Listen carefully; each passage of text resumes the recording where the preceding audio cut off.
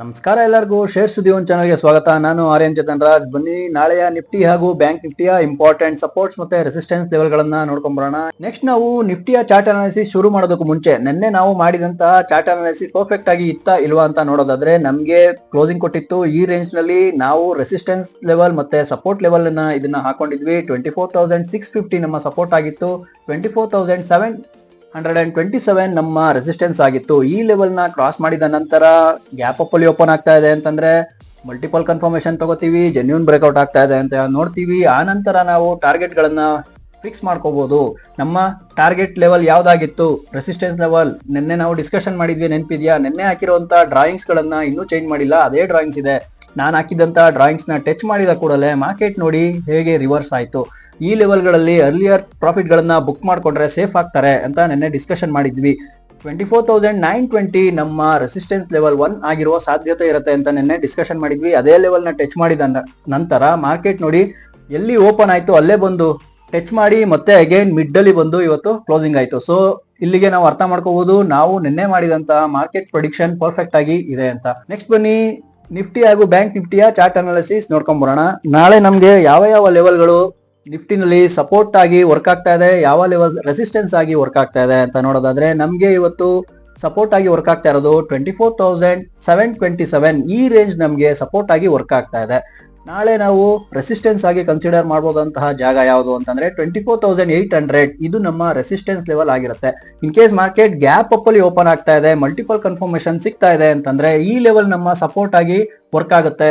ಇಲ್ಲಿ ನಮ್ಗೆ genuine breakout ಸಿಗ್ತಾ ಇದೆ ಅಂತಂದ್ರೆ ನಮ್ಮ ನೆಕ್ಸ್ಟ್ ಟಾರ್ಗೆಟ್ ಯಾವ್ದಾಗಿರುತ್ತೆ 24,921 ಇದು ನಮ್ಮ ಮೇಜರ್ ರಿಜೆಕ್ಷನ್ ಪಾಯಿಂಟ್ ಆಗಿರುತ್ತೆ. ಅರ್ಲಿಯರ್ ಪ್ರಾಫಿಟ್ ಗಳನ್ನ ಬುಕ್ ಮಾಡ್ಕೊಂಡ್ರೆ ಅವರು ಸೇಫ್ ಆಗ್ತಾರೆ. ಈ ಲೆವೆಲ್ ಗಳಲ್ಲಿ ಹುಷಾರಾಗಿ ಪ್ರಾಫಿಟ್ ಗಳನ್ನ ಬುಕ್ ಮಾಡ್ಕೊಂಡು ಇನ್ ಕೇಸ್ ಮಾರ್ಕೆಟ್ ಇಲ್ಲೂ ಕೂಡ ಜೆನ್ಯೂನ್ ಬ್ರೇಕ್ಔಟ್ ಸಿಗ್ತಾ ಇದೆ, ಮಲ್ಟಿಪಲ್ ಕನ್ಫರ್ಮೇಶನ್ ಸಿಗ್ತಾ ಇದೆ ಅಂತಂದ್ರೆ ನೆಕ್ಸ್ಟ್ ನಾವು ಟಾರ್ಗೆಟ್ ನ ಫಿಕ್ಸ್ ಮಾಡ್ಕೋಬಹುದು. ಇದು ನಮ್ಮ ರಿಜೆಕ್ಷನ್ ಪಾಯಿಂಟ್ ಆಗಿ ಕಾಣಿಸ್ತಾ ಇದೆ. ಯಾವುದು 25,000 ನಮ್ಗೆ ಮೇಜರ್ ರಿಜೆಕ್ಷನ್ ಆಗಿ ಕಾಣಿಸ್ತಾ ಇದೆ. ಈ ಲೆವೆಲ್ ನು ದಾಟಿದ ನಂತರ ಈಸಿಲಿ 25,100 ನ ನಾವು ರೆಸಿಸ್ಟೆನ್ಸ್ ಲೆವೆಲ್ 2 ಅಂತ ನಾವು ತಿಳ್ಕೋಬಹುದು. ರೆಸಿಸ್ಟೆನ್ಸ್ ನಂಬರ್ 1 ಯಾವ್ದಾಗಿತ್ತು 25,000 ರೆಸಿಸ್ಟೆನ್ಸ್ ನಂಬರ್ 1 ಆಗಿರುತ್ತೆ. ರೆಸಿಸ್ಟೆನ್ಸ್ ನಂಬರ್ 2 25,100 ನಮ್ಮ ರೆಸಿಸ್ಟೆನ್ಸ್ ನಂಬರ್ 2 ಆಗಿರುವ ಸಾಧ್ಯತೆ ಇರುತ್ತೆ. ಇನ್ ಕೇಸ್ ಮಾರ್ಕೆಟ್ ಗ್ಯಾಪ್ ಡೌನ್ ಅಲ್ಲಿ ಓಪನ್ ಆಗ್ತಾ ಇದೆ ಅಂತಂದ್ರೆ ನೋಡಿ, ನಮ್ಮ ಒಂದು ಈ ಸಪೋರ್ಟ್ ನ ಕ್ರಾಸ್ ಮಾಡೋ ತನಕ ನಾವು ಬೈಯಿಂಗ್ ಅಪರ್ಚುನಿಟೀಸ್ ನ ಹುಡ್ಕೋದಕ್ಕೆ ಆಗಲ್ಲ. ಸಪೋರ್ಟ್ ಲೆವೆಲ್ ನ ಕ್ರಾಸ್ ಮಾಡೋ ತನಕ ನಾವು ಬೈಯಿಂಗ್ ಅಪರ್ಚುನಿಟೀಸ್ ನ ವೆಯ್ಟ್ ಮಾಡ್ಬೇಕಾಗಿರುತ್ತೆ.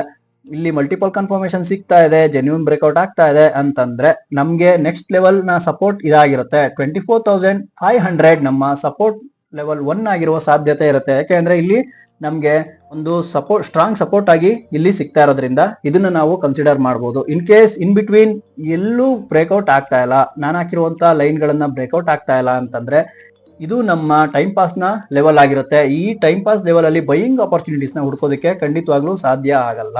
ನೆಕ್ಸ್ಟ್ ಬನ್ನಿ ಬ್ಯಾಂಕ್ ನಿಫ್ಟಿಯ ಚಾರ್ಟ್ ಅನಾಲಿಸಿಸ್ ನೋಡ್ಕೊಂಡ್ ಬರೋಣ.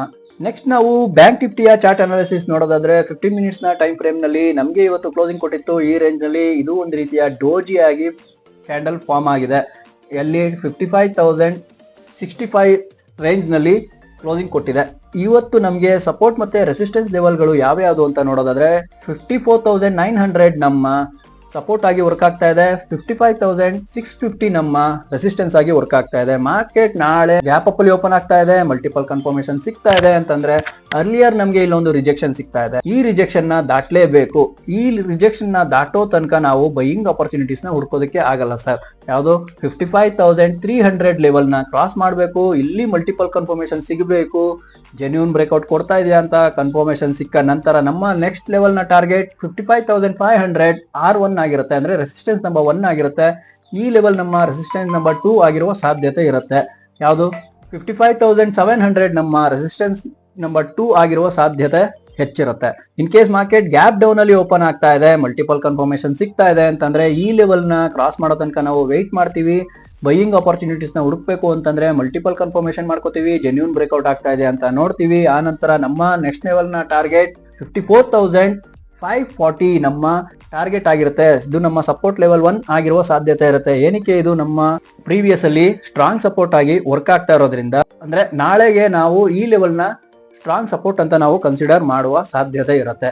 ಇನ್ ಬಿಟ್ವೀನ್ ಎಲ್ಲೂ ಬ್ರೇಕ್ಔಟ್ ಆಗ್ತಾ ಇಲ್ಲ ಅಂತಂದ್ರೆ ನಿಮ್ಗೆ ಗೊತ್ತಿರೋ ಹಾಗೆ ಇದು ಟೈಮ್ ಪಾಸ್ ನ ಲೆವೆಲ್ ಆಗಿರುತ್ತೆ. ನಮ್ಗೆ ಬೈಯಿಂಗ್ ಆಪರ್ಚುನಿಟೀಸ್ ನ ಇಲ್ಲಿ ಹುಡ್ಕೋದಕ್ಕೆ ಆಗಲ್ಲ. ಸೊ ಆಪ್ಷನ್ ಟ್ರೇಡರ್ಸ್ ಯಾರಿರ್ತೀರಾ, ಈ ಲೆವೆಲ್ಸ್ ಗಳನ್ನ ನೋಡ್ಕೊಂಡು ಹುಷಾರಾಗಿ ಟ್ರೇಡ್ ಮಾಡಿ. ಇದಾಗಿತ್ತು ವೀಕ್ಷಕರೇ ಈ ವಿಡಿಯೋದ ವಿಷಯ. ಈ ವಿಡಿಯೋ ನಿಮ್ಗೆ ಯೂಸ್ಫುಲ್ ಅಂತ ಅನ್ಸಿದ್ರೆ ಯೂಸ್ಫುಲ್ ಅಂತ ಕಮೆಂಟ್ ಮಾಡಿ, ಲೈಕ್ ಮಾಡೋದನ್ನ ಮರಿಬೇಡಿ. ಹಾಗೆ ನಾಳೆಯ ಒಂದು ಯೂಸ್ಫುಲ್ ವಿಡಿಯೋದೊಂದಿಗೆ ನಿಮ್ಮನ್ನ ಕಾಣ್ತೀನಿ. ಮತ್ತೆ ಸಿಗೋಣ. ನಮಸ್ಕಾರ. ನೀವು ಶೇರ್ ಮಾರ್ಕೆಟ್ಗೆ ಹೊಸಬ್ರಾಗಿದ್ರೆ ಶೇರ್ ಮಾರ್ಕೆಟ್ ನಲ್ಲಿ ಟ್ರೇಡ್ ಮಾಡೋಕೆ ಹಾಗೆ ಇನ್ವೆಸ್ಟ್ಮೆಂಟ್ ಮಾಡೋಕೆ ಡಿಮೆಟ್ ಅಕೌಂಟ್ ನ ಅವಶ್ಯಕತೆ ಇರುತ್ತೆ. ಯಾರ ಹತ್ರ ಡಿಮೆಟ್ ಅಕೌಂಟ್ ಇಲ್ವೋ ಅವರು ಫ್ರೀ ಆಗಿ ಡಿಮೆಟ್ ಅಕೌಂಟ್ ನ ಓಪನ್ ಮಾಡ್ಕೊಳ್ಳಿ. ಡಿಸ್ಕ್ರಿಪ್ಷನ್ ಅಲ್ಲಿ ಲಿಂಕ್ ನ ಶೇರ್ ಮಾಡಿರ್ತೀನಿ, ಅದನ್ನ ಯೂಸ್ ಮಾಡ್ಕೊಂಡು ಫ್ರೀ ಆಗಿ ಡಿಮೆಟ್ ಅಕೌಂಟ್ ನ ಓಪನ್ ಮಾಡ್ಕೊಳ್ಳಿ.